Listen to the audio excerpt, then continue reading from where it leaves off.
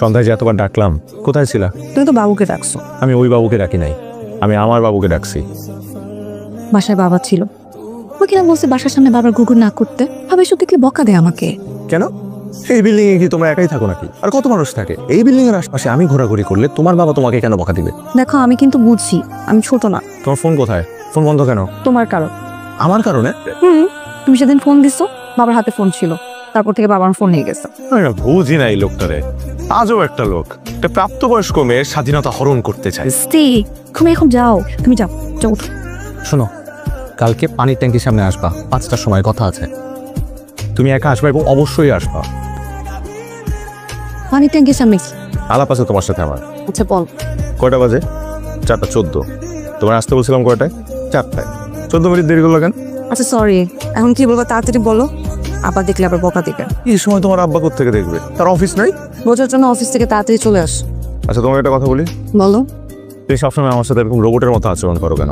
তাহলে আমি যাই। আজব। ইতি, তুমি আমাকে ভালোবাসো না? আমি জানি না। জানোটা কি? আমি জানি আব্বা তোমাকে পছন্দ করে না। আচ্ছা তুমি কি সত্যি আপাকে পালাতে সাহায্য করছিলা? আরে না, মানে সিএনজি ডাইকা দেওয়া যদি সাহায্য হয় তাহলে আমি তো জানতাম না যে সিএনজি নিচে কোথায় যাবে, সে তো আমার এত কিছু বলে না। আমি সবই জানি, আপা আমাকে বলছে। আপার সাথে যখনই কথা হয় তখনই তোমার কথা বলে, আর বলে তোমার কথা শুনতে। আমার কথা তো তুমি শুনো না, বলো না, বলো ভালোবাসি। আপা এই কথা শুনতে বলে নাই। ওরে আপারে। এনো কি এটা? লিস্ট আপা পাঠাইছে লন্ডন থেকে। আমি তো সবসময় ভাবতাম আমার বান্ধবী অনেক কিপটা, এখন তো দেখি আমার বান্ধবীর মন অনেক বড়। পছন্দ হয়েছে খুব। তাহলে এখন তুমি তোমার বন্ধুর কথা ভাবতে থাকো, আমি যাই।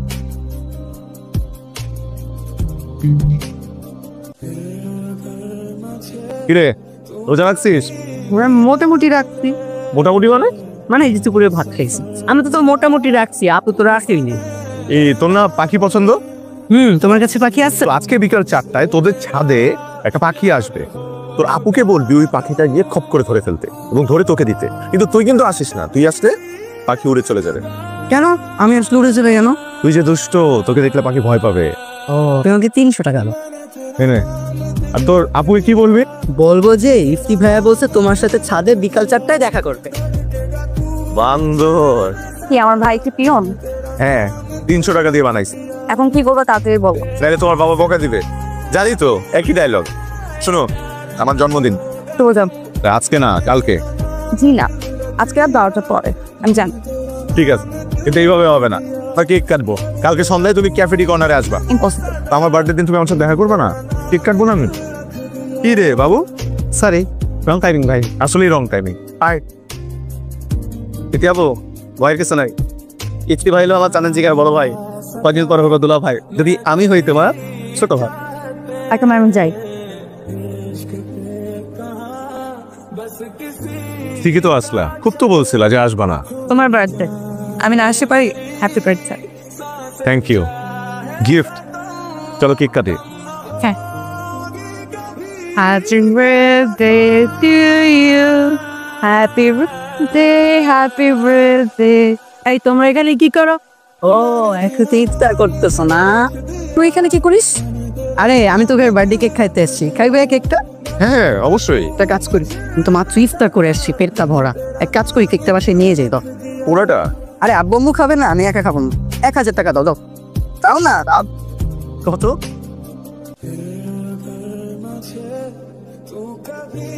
তোমার ভাই না? আপন ভাই? হ্যাঁ, সুইট। আচ্ছা তুমি কি সত্যি কোনো চাকরি পাও না? কতজন কত কিছু করে, তুমি কিছু করতে পারো না? আচ্ছা চাকরি না পার, একটা ব্যবসা করো, দোকান নিয়ে বসো, তবু কিছু একটা করো।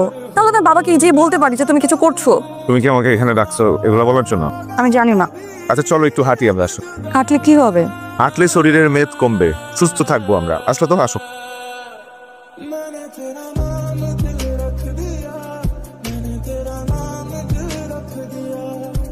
শোন, এই বছর যে টাকা উঠছে ওটা দিয়ে অলরেডি আমরা একটা ইফতার পার্টি করছি, আর চান্দাতে আরেকটা অনুষ্ঠান করব।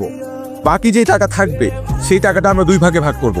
প্রথম ভাগের টাকা আমরা দিব হচ্ছে মসজিদের কল্যাণের জন্য, আর দ্বিতীয় ভাগের টাকা আমরা দিব এতিমখানায়। দীর্ঘ 1 মাস রোজার পর চাপ দেখা গেছে, তার মানে কাল।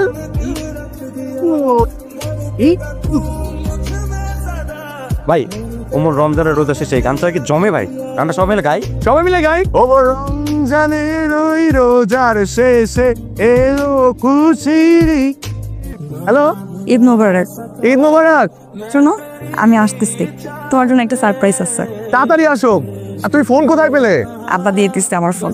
ও জোশ, তাড়াতাড়ি আসো। হ্যালো, আমার বাসায় এখন একটু আসতে পারবে? জি আঙ্কেল। আসো। কি হচ্ছে তুমি আমাকে একটু খুলে বলো তো। কিছু হয়নি। আসসালামু আলাইকুম আঙ্কেল। ওয়ালাইকুম আসসালাম। আসবো? এসো।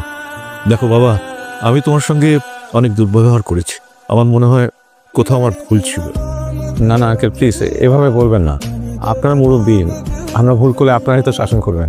আমার অনেক স্বপ্ন ছিল বড় মেয়েটার বিয়েটা ধুমধাম করে করতে, কিন্তু সেটা পারিনি। এখন ইতির বিয়েটা আমি ধুমধাম করে করতে চাই। ইতির বিয়ে? ঈদের 10 দিন পর ইতির বিয়ে। ইতির বিয়ের সব অনুষ্ঠানের দায়িত্ব আমি তোমাকে দিতে চাই। এ দেখো, কার্ড ছাপিয়েছি। মানে কি কি বলছো সব তুমি? আমরা তো কিছুই জানি না। তোমাকে বলেছিলাম না, আমার বন্ধুর ছেলে। চাঁদ রাতে তোমাদেরকে বলে ভেবেছিলাম সারপ্রাইজ দেবো। বিয়ের প্রথম কার্ডটা আমি তোমাকে দিলাম। এবার যদি কলোনিতে আমার মাথাটা একটু উঁচু হয়। আঙ্কেল, আপনার মাথার কখনো নিচে হবে না, আমি কথা দিচ্ছি। তাই জানো। কতক্ষণ ধরে এখানে অপেক্ষা করছি, কোথায় ছিলা তুমি? তোমার সারপ্রাইজটা আমি পেয়ে গেছি। কোত্থেকে পেলাম? আমি তো দেইনি সারপ্রাইজ। দাঁড়া দিচ্ছি। কি এটা? আরে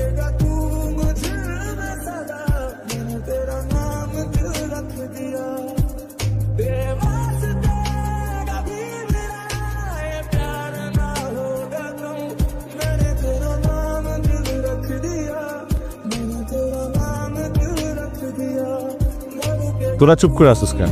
কাল কি যা আনন্দ কর। এটা তুমি কি কইলা? সারা জীবন এক লগে চলছি। আমরা সবাই তুমি তোমার নিজের ছোট ভাইয়ের মতো মনে করছো। আমরা যা আবদার করছি তুমি সব দিছো। এখন তোমার চোখ দিয়ে পানি পড়ছে।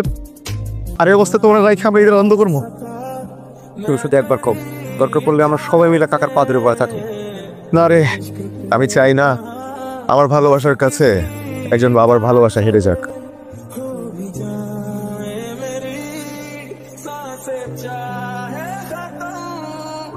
ভাই 1 মাস পরে দিনের বেলায় খাওয়ার সুযোগ পাইছি, চলেন না কিছু খাই। বুঝতেছেন না, খাইতে হবে না?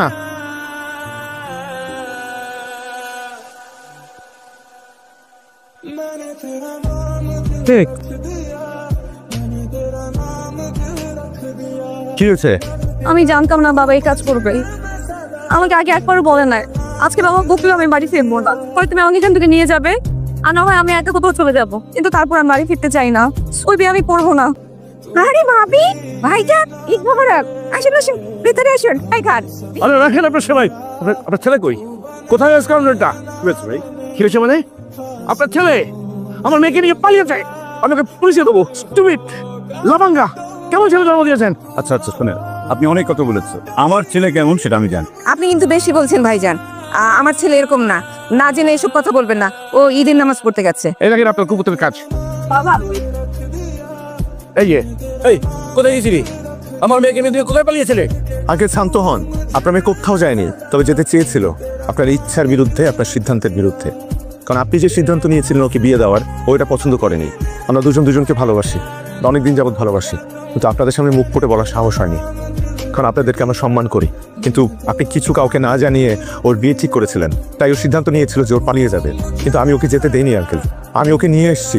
কারণ আমি চাই না বাবা মাকে কষ্ট দিয়ে ও কোনো সিদ্ধান্ত নেই বা আমি কোনো সিদ্ধান্ত নেই। আমরা যেহেতু একজন একজনকে ভালোবাসি, আমরা একসাথে থাকতে চাই আঙ্কেল, কিন্তু আপনাদের দোয়া নিয়ে, বাবা মার দোয়া নিয়ে। বাকিটা আপনাদের সিদ্ধান্ত। আর কি বলতে এসছেন? দেখেন ভাই, কোনো মেয়ের বাপই চায় না তার জামাই বেকার থাক, লাফাঙ্গাগিরি করুন। আমি তোমার মেয়ের ভালো চেয়েছি, ঠিক আছে?